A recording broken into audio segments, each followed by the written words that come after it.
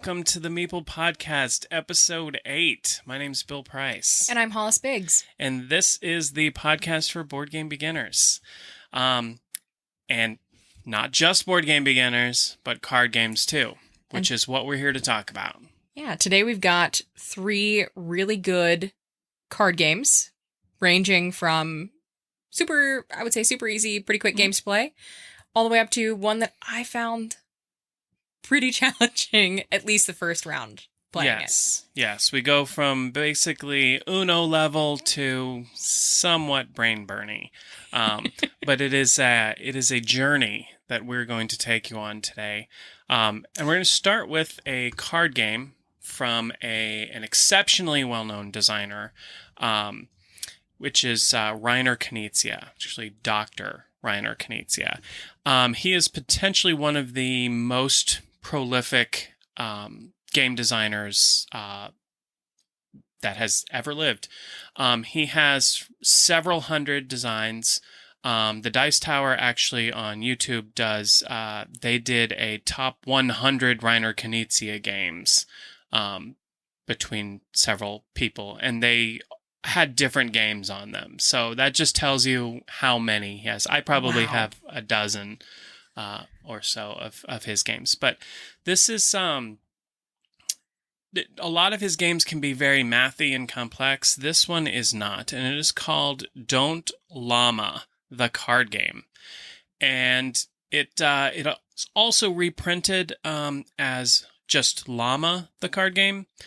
It did win the Spiel des Jahres. No, it was nominated for the Spiel des Jahres in 2019. So it's been around for a few years. And I don't know what the winner was in 2019, but I really think Don't Llama is kind of hard to beat. Yes, maybe it was just too simple. That I'm sure plays a factor. So basically, Don't Llama is... I'm just going to refer to it as Llama moving forward here. Llama the card game is kind of comparable to... I kind of explain it to people as a slightly mathier Uno. It has 7 different cards, numbered 1 through 6, and a llama. And colors don't matter because all the 1s are the same color, 2's the same color, 3 is the same color. But they are all different colors. So basically what you're doing is there is a card in the middle. You have a hand of cards. Everybody has a hand of cards. And there's a card in the middle, and the first player has to play that card or one higher. So example, the game starts off with a 4 in the middle. I can play a 4 or a 5 for my hand. If I don't have a 4 or a 5 to play, I can either pass and take all the points in my hand, which is rarely a good call, or I can draw a card and it's the next player's turn. And they have the option of playing now a 4 or 5 on there if they have it, or drawing a card or passing. And it keeps going like that, and it goes 1 through 6, and then on a 6 you can play a 6 or a llama. And on a llama you can play a llama or a 1. So llama's kind of the reset. When I talk about points in your hand, when somebody goes out, either everyone passes and the remaining person can't play, or somebody gets rid of all of their cards by playing them in the middle, then you get stuck with however many points are in your hand. And points go based on face value. So a 6 is worth 6, 3 is worth 3. A llama is worth 10, so you really don't want to get those. However, repeats of the same card don't add to your point value. So 3 llamas is still just 10 points. 4 5s is still just 5 points. So sometimes it may make sense if you've got, 3 1s and a 2. Okay, I'm going to go ahead and pass on this. I'm going to take the 3 points and hope that I catch everybody else with points. Now, as far as points go, there are these counters, these chips that are white chips and black chips. The white chips are worth 1 point. The black chips are worth 10 points. And the game ends when somebody hits 40 points. And then the winner is whoever has the lowest number of points after that round. And The reason why there are two different types of chips is because if you go out, if you play your last card in the middle and you have no cards and you end the round, then you get to give back one of your chips. And it can be a black chip or a white chip. So if you've got 35 points and you go out, all of a sudden you have 25 points and you're right back in that game. This was such a fun game to play because it is so quick, but it's truly a game where even if you think you are about to lose, like you've got maybe 36 points, you can so easily bounce back, especially if you can pass or go out when the opposing players have, what feels like a full deck of cards in their hand. That's a very specific example you used. 36 points. I know, out. because that's what happened to me. Yes. Bill had 36 points, 2-3 rounds in, something like that. Yeah, 3 or 4 rounds in. And I thought for sure, I've got this in the bag. I have maybe 12 points over here on my side. Nope. I got stuck with like 17 points, I think. And Bill went out, so he got to give a point back. Yes, instead of 36, I had 26. And then I ended up winning pretty substantially. So you're never out of it. You're never out of it with this game. And that's kind of one of the cool things is there's a lot of games that once you start falling behind, you're like, okay, this isn't fun for me anymore. I feel like I'm kind of out of this. But you're never really out of LLAMA. So, and the other thing I really like about it, it compared to an Uno. Somebody's probably like, oh, well, this sounds a lot like Uno. Why don't you just play Uno? I don't love a lot of take that in my games. So the skip card, your opponent takes 2 extra cards. Reverse, like all those things that hurt other players. I'd rather not. There really isn't any of that direct, here, I'm going to stick this guy with some, I'm going to steal one of their cards, or I'm going to, ruin their plans or what have you. With this, it's a lot more laid back, and it's more just like kind of free flowing and fun. You can kind of catch somebody with a bunch of points, but just as often as you try to do that, they can scam you, and they've got 3 ones in their hand, and you're going out with 10 points thinking you're busting them with a llama and a 6, but you're not. So even when you really try and mess with other people, it doesn't always work out that way. So it's and it's so fast that by the time anybody gets upset about anything, it's over and you're just playing again. This one is also extremely portable. Very portable. One thing that, again, I'm always looking for in a game is, how easy is it to take out and about and play with others? And this one was, I think, the most compact of all the games we're going to talk about today. Yes, it's very small. It's 1 deck of cards. It has some chips, but everything fits in this really tiny little box. And it is very portable. It takes up very little space on the table. We have taken this out to the bar a whole bunch of times. I've played this. It plays up to 6. I've played it every player count from 2 to 6, probably 20 times each or more. This is my most played game of last year. I think we played this. I recorded like 48 times last year.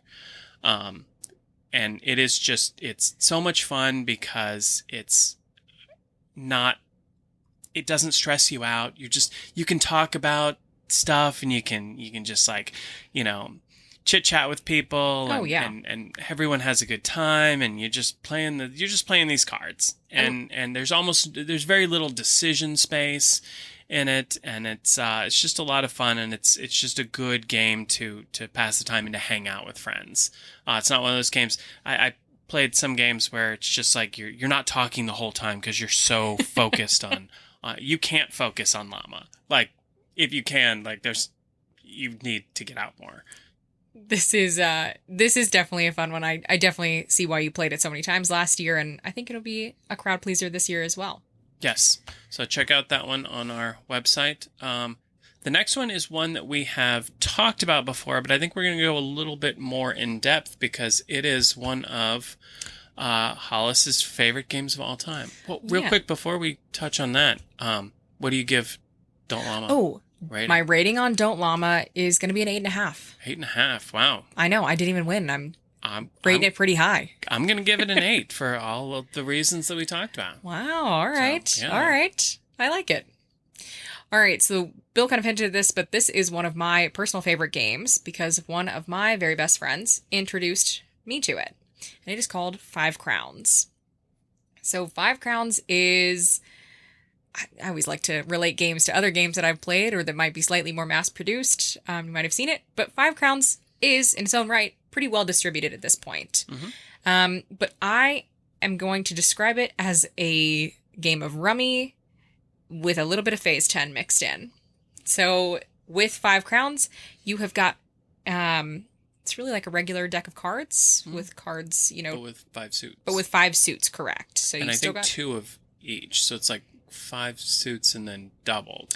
correct. Yeah, because you can play this one plays between 1 and 7 people. So it's a pretty good game for a crowd. And it says ages 8 to 99. Sorry about you centenarians. Yeah, sorry if you just turned 100, you can't play 5 crowns anymore. Yep. Sorry, you're out. I don't know what to tell you. But Five Crowns is a really good one. The fifth suit is kind of a fun suit thrown in there. They look like little stars. In addition to, regular suits like spades, diamonds, hearts, clubs.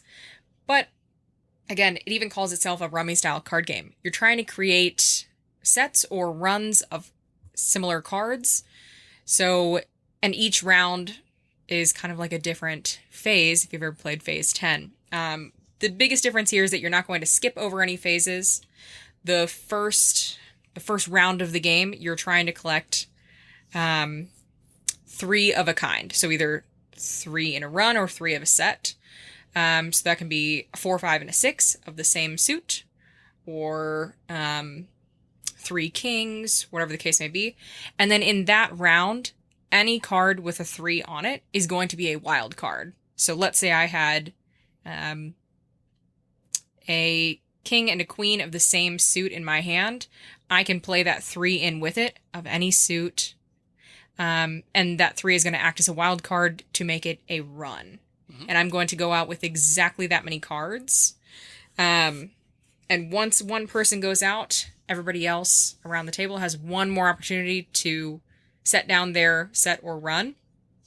And give them a chance to offload probably their highest card if they don't have anything that matches or anything to create that run or set.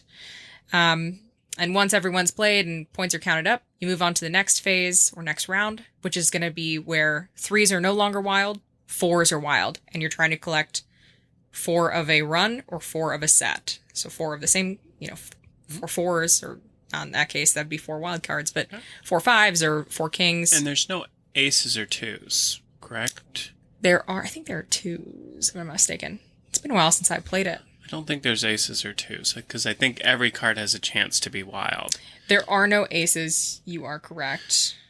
So each round gives you more cards. So like round 1 is 3 cards, and 3s are wild. Round 2 is 4 cards, 4s are wild. Round 3 is 5 cards, 5s are wild. Yep. So however many cards you're dealt, so whatever quote unquote phase it is that card is wild. Yep. So that's kind of how you keep track of it is, okay, I've got 8 cards in my hand, so 8s are wild. And it is a lot of fun. It's basically you're scoring what you get stuck with as far as points, and you don't want points. Points are bad. So the more points, it's kings are 13, queens are 12, jacks are 11. Everything else is face value. So yeah, and you are right. No aces, no 2s. But there are jokers in this that are also jokers that always are always wild. Yes. So there's plenty of wild stuff going on in here. It's it can be very swingy, which is kind of one of the fun parts of it. Is you're just like in LLAMA, you're never out of this game. You can be down towards the end and you're 40 points down, and you go out in 2 rounds, and your opponent gets stuck with 60 points. I think I've played this again a number of times, but I think probably the most I've racked up in a single turn. I think I racked up like 48 points or something. I didn't lose the game. I didn't win, but I didn't lose. I've racked up 70 something before in one round. So it's been rough. But Bill's right. You're never quite out because somebody else might have, 5 or 6 kings in their hand next time that, don't necessarily help them or if they can't create a run or a set of them. So, and there are rare tough. instances, especially in the lower rounds, where you can have a wild card or a joker, and those are worth, I think, 20 or 25 points, and you may not be able to play them if nothing connects to give you at least 3 to lay down. You could actually get stuck with a wild card, and that can really get you really bad. So. This is the one complaint I would have about this myself. I really enjoy Five Crowns, especially I like Rummy. I just like regular cards. I like Rummy. I like Canasta. I just like to play cards. I like Pinochle. Is this game can be a little long sometimes. It says 45 minutes.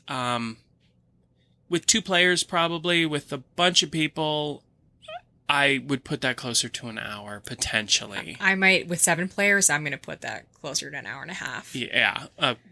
That case in point. So, yeah, it's because you do have to go through 10 rounds. So 3 through king.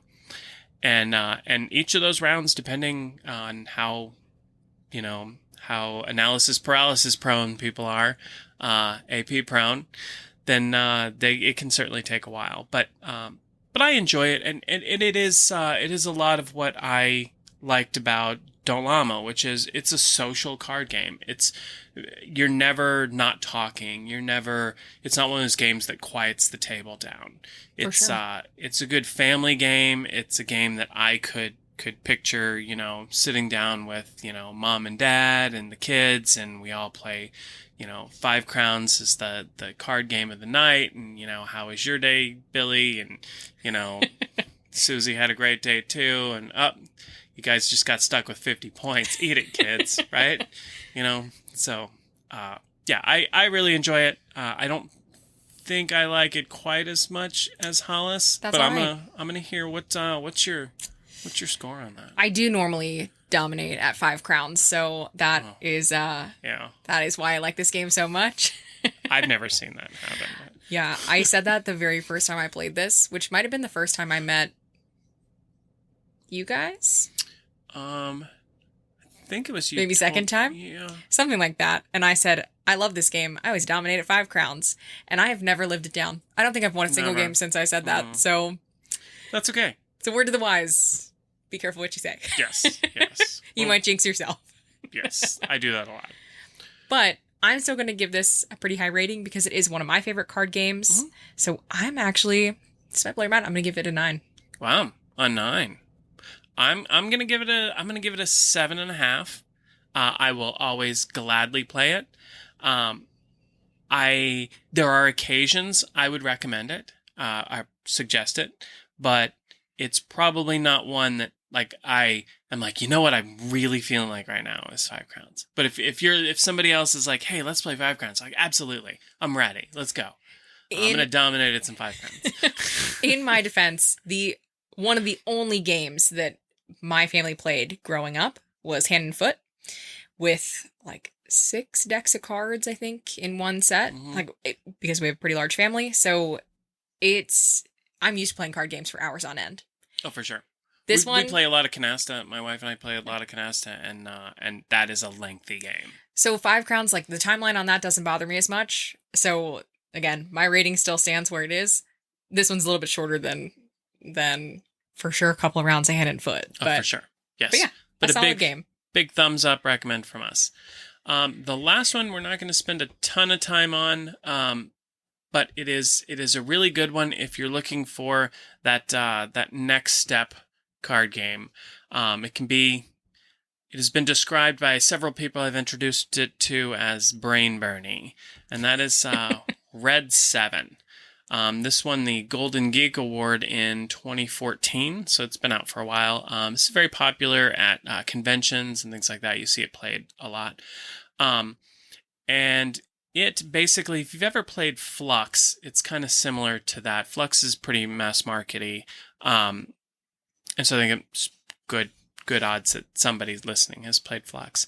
But there is a rule card in the middle that is something like highest card wins, or most of one number wins, or most even cards wins, or most cards in a row wins, something like that.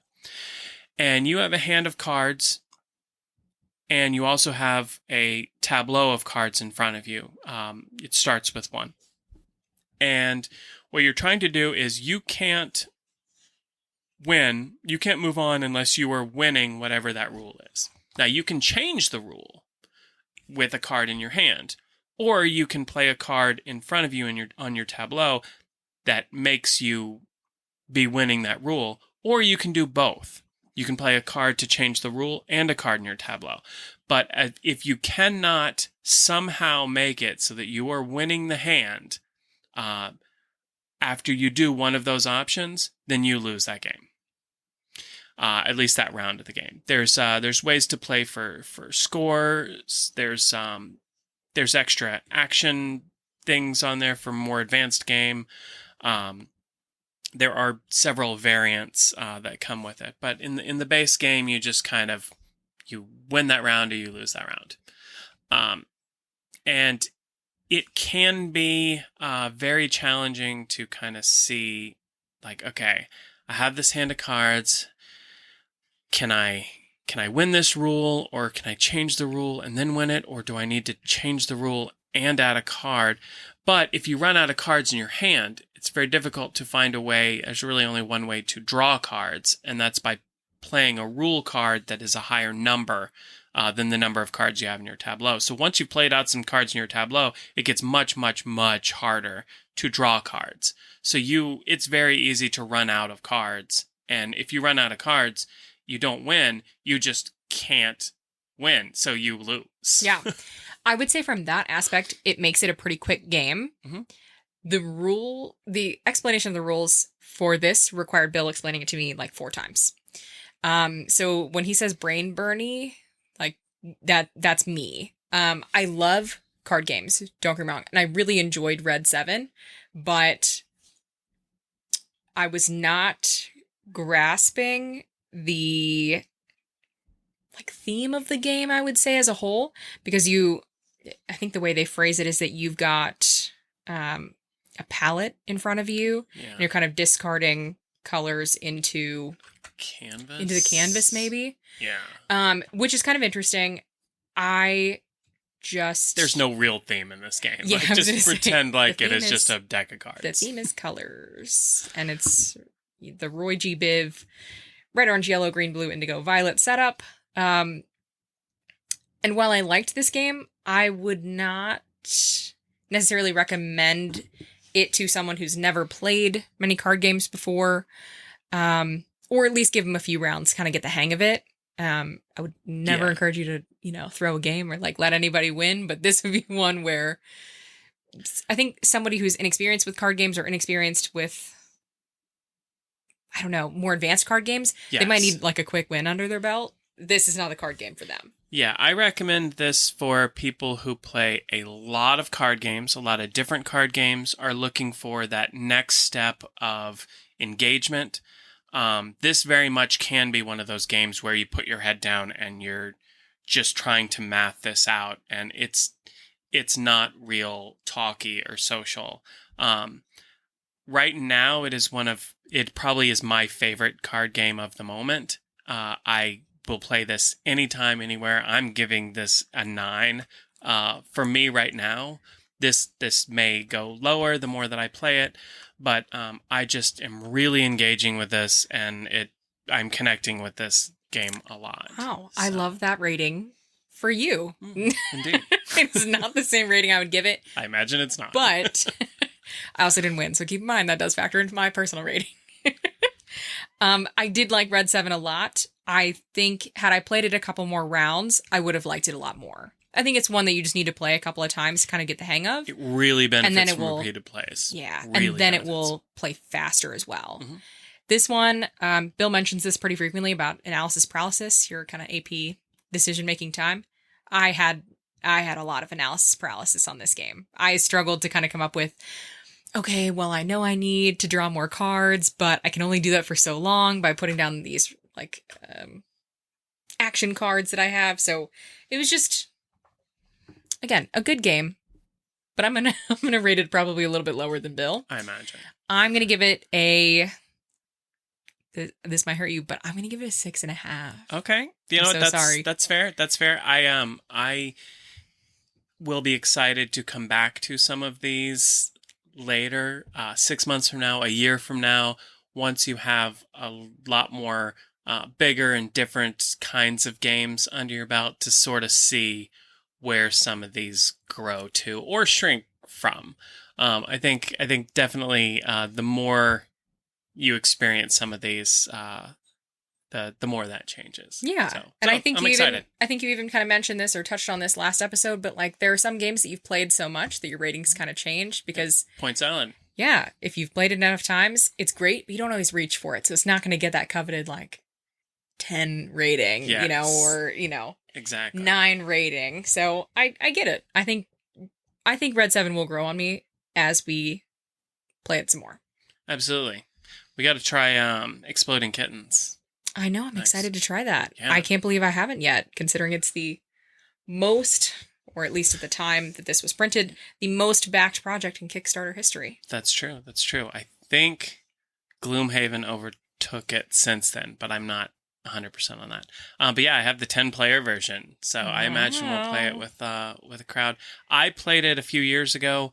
It's a little deterministic for me because you can just like you draw a card and you exploded. You're like, oh, did I do something wrong? Nope, you just exploded. Nope, that was it. Okay, and you're that's done. Fun. But there are so many people who absolutely love this guy. I can't tell you how many people have been like, that's the best game I've ever played. And so I want to get into it more with a fresh perspective, a different frame of mind, and more focus on the experience with the people I'm playing with, rather than if I won or lost. Okay. So, all right. Yeah. So that's for another time. I don't know if that'll be next time, but put that on our list of our incredibly large list of games to play.